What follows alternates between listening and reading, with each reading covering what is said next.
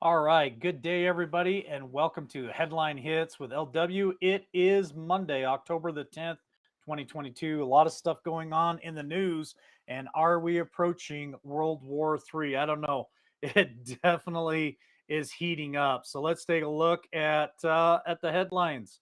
Let's talk about it. All right. Well, the first one I'd like to talk about this morning is Marvel teams with Pfizer promotes COVID vaccines in Avengers Everyday Heroes sponsored comic. Um, so here's the photo of it, folks. This is what I'm going to say about this. If people are still taking this thing, I just don't know what to say anymore. And if you're forcing your children to take this, shame on you.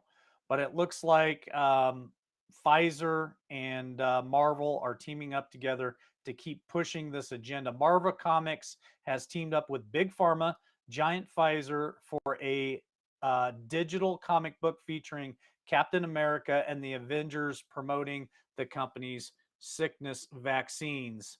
Hey, I'm a Avengers fan. I'm a comic book fan, and this is just sad to see that now they're still targeting our young children constantly about this vacation crap. You guys can catch more of this on Breitbart if you guys choose to. I just thought I would bring it to your attention. Here's something else that is very, very frustrating for all Americans. Biden's DHS gives cell phones to over 255,000 border crossers, illegal aliens released into the U.S. So, what is this about? Well, heck, we're all struggling just to put food on the table. We're all struggling as Americans to put gas in the tank of our vehicles. And here we are, the Biden's DHS is giving away thousands and hundreds of thousands of free cell phones to illegal aliens here in America. Let's read a little bit further. President Joe Biden's Department of Homeland Security has given cell phones with the intent of tracking their whereabouts to more than 255,000 border crossers and illegal aliens released into the United States over the last year. So, what type of phones are these? Are these $50 flip phones? Do they even make such a thing anymore? Or are these all smartphones? And I know the last smartphone that I had to buy 2 years ago cost me right around, I don't know, somewhere between $800 and $1,200 for that phone. Regardless of what the amount of the value of these phones are, why are we giving illegal aliens free stuff when we can't even provide for our own citizens? The data published by the DHS reveals that the extent in which the Biden administration has bloomed the size of alternatives to detention, ADT program, is more easily and quickly released hundreds of thousands of border crossers and illegal aliens into the United States communities. Hundreds and thousands more border crossers and illegal aliens are released into the U.S. interior with only notices to appear in federal immigration court at later dates. Now, we all know that these people don't show up. They disappear within the interior of the United States. Um, my opinion, this is an act of war. We are absolutely 100% being invaded on our southern border, and it is the current administration's doing allowing this to happen. All right, let's read about Katie Hobbs, one of my favorites here. Democrat Katie Hobbs says no to debate with the GOP opponent Carrie Lake, no desire to take part of any spectacle. So listen, Arizona, share this video out. Talk to your friends, talk to your families, talk to your coworkers. We cannot elect Democrat Katie Hobbs as the next governor of Arizona. This woman needs to be shown the door, and we need to vote in Carrie Lake.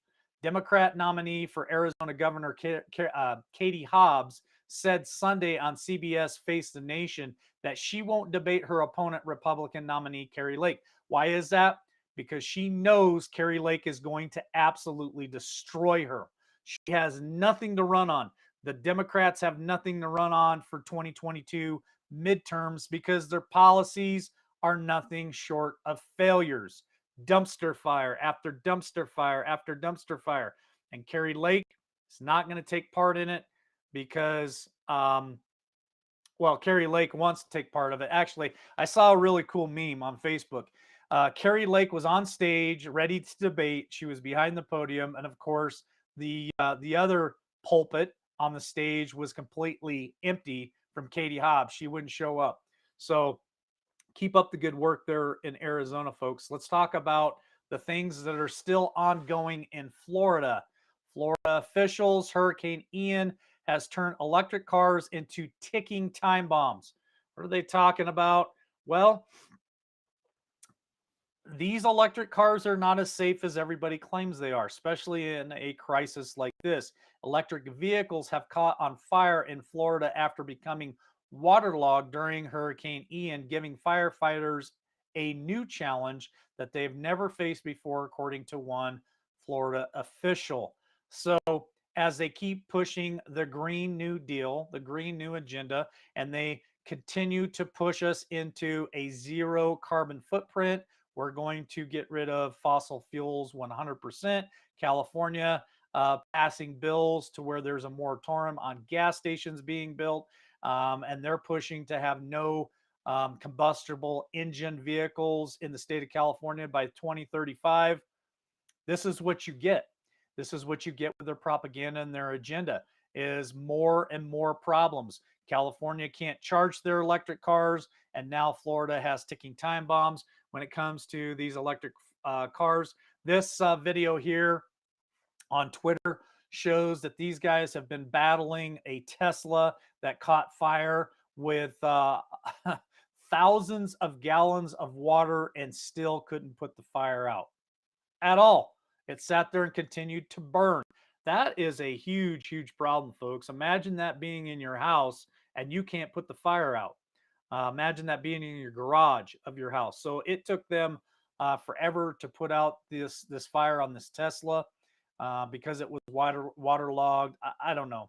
Not a big fan of the electric car at this point. Now let's talk about this fool, Michael Cohen. Trump is legitimately a cult leader. Now, if you watch this video that was put out on MSNBC, he talks about the ANON movement. He talks about how Trump is basically embraced it, even though he has no idea what it's about or what's going on. They even talk about hand signals that people are doing at these rallies, which I saw one. It was this, and that, that can mean so many different things. That could mean, I do this a lot to God.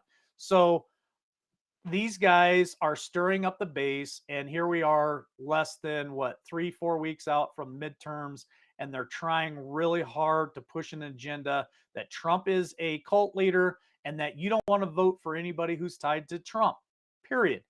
Why is that? Because it's total control and it's propaganda, and they're putting it out there. It's going to start getting pretty heavy in the next few days with the midterms looming. Now, this is something that I found interesting in the headlines today. The new sovereignistic Alberta Premier to assert independence from federal Trudeau government. What are they talking about? Well, the ruling United Conservative Party in Canada province of Alberta has selected a new leader known for her sovereignistic stance toward the Canadian federal government, led by the Prime Minister Justin Trudeau. So she goes on record saying, and her name is Danielle Smith, who was elected the new leader of the United Conservatives and will become Alberta's new premier and the head of the new government there after succeeding former Premier Jason Kenney, sorry folks, who stepped down earlier this year after just 3 years in office.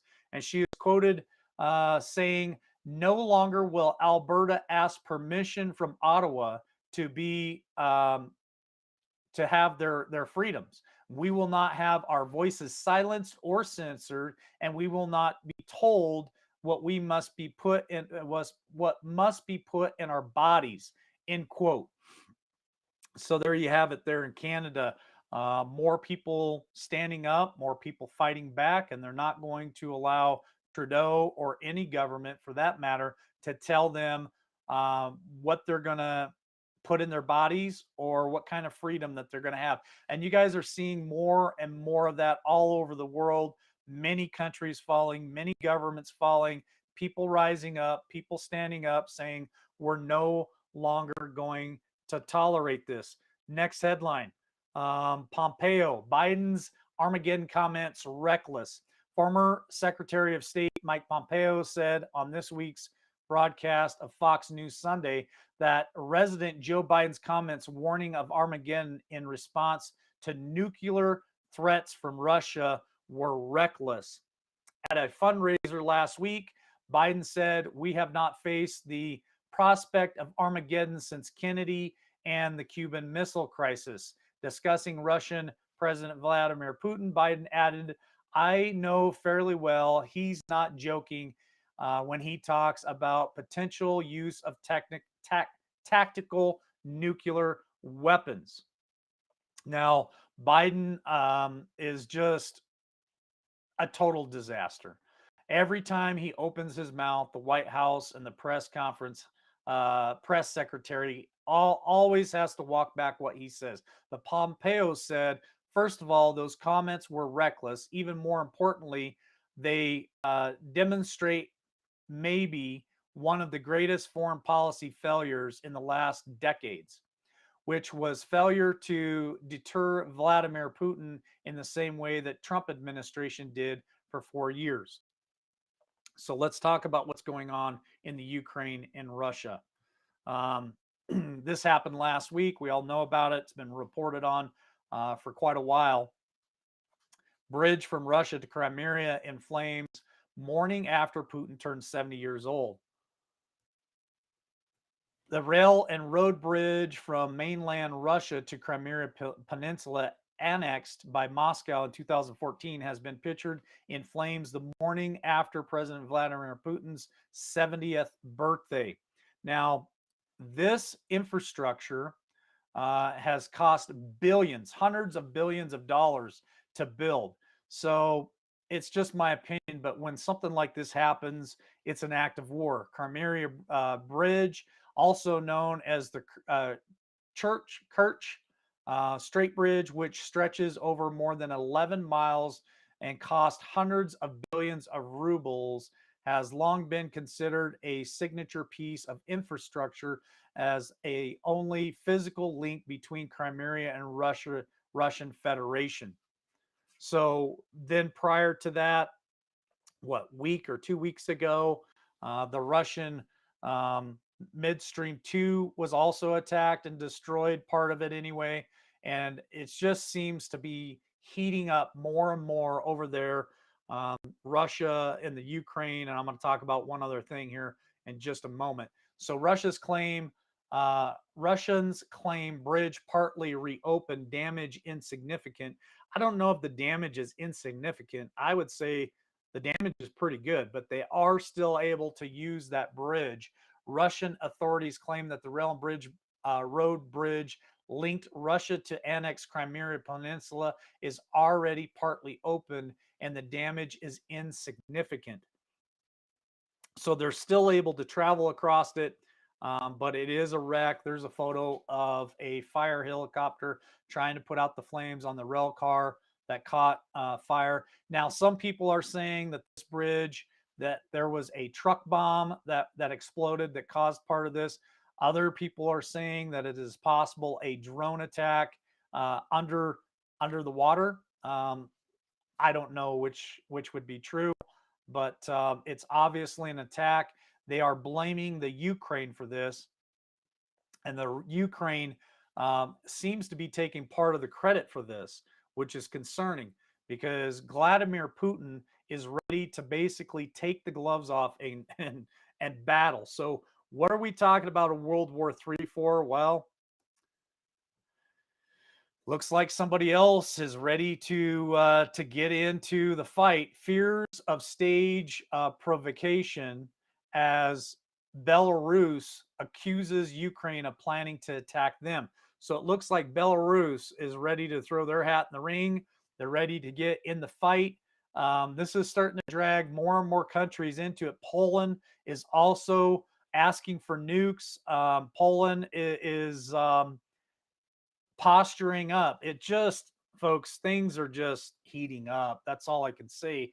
There are fears that Belarus may be looking to excuse to formally join the war in the Ukraine after accusing Kiev of planning to attack them. So they've got well over 5,000 troops ready to go into battle. Poland is also seeming to gather up troops as well.